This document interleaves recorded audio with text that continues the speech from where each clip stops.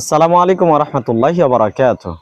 ইন্নাল হামদালিল্লাহি ওয়াহদা আসসালাতু আসসালামু আলা মান লা নাবিয়্যা বা'দা আম্মা বা'দ। সম্মানিত উপস্থিতি, আমরা ধারাবাহিকভাবে আপনাদের সম্মুখে আলোচনা উপস্থাপন করছিলাম যে আমলে মর্যাদা বাড়ে। চতুর্থ পর্বে এসে আমরা আলোচনা করব ফরজ সালাতের জামাতে ফাঁকা জায়গা পূরণ করে দাঁড়ালে আল্লাহ মর্যাদার স্তর বাড়িয়ে দেন। সুবহানাল্লাহ।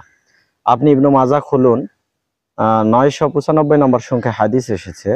আল্লাহ রাসূল সাল্লাল্লাহু আলাইহি সাল্লাম বলেছেন, ইন্নাল্লাহা ওয়া মালাইকাতাহু ইউসাল্লুনা আলাল্লাযিনা ইয়াসিলুনা সুফুফা। যারা কাতারে জায়গা মিলিয়ে দাঁড়ায়, ফাঁকা জায়গা পূরণ করে দাঁড়ায়, তাদের প্রতি আল্লাহ রহমত বর্ষণ করেন এবং ফেরেশতারা তাদের জন্য রহমতের প্রার্থনা করেন। সুবহানাল্লাহ। আমান সাদ্দা ফুরজাতান, আর যে ব্যক্তি ফাঁকা জায়গা পূরণ করে, রাফাআহুল্লাহু বিহা দারাজাতান, আল্লাহ তার মর্যাদা বৃদ্ধি করে দেন। সুবহানাল্লাহ।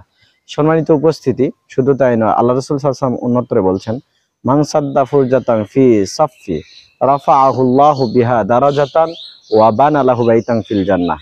যে ব্যক্তি কাতারের ফাঁকা জায়গা পূরণ করে দাঁড়ায়, তার জন্য আল্লাহ মর্তবার স্তর বাড়িয়ে দেন এবং তার জন্য জান্নাতে একটি ঘর নির্মাণ করেন। সুবহানাল্লাহ। সম্মানিত উপস্থিতি, এমন মর্তবা, এমন ফজিলত সংগ্রহ করব আমি আপনি, আর শয়তান বসে থাকবে?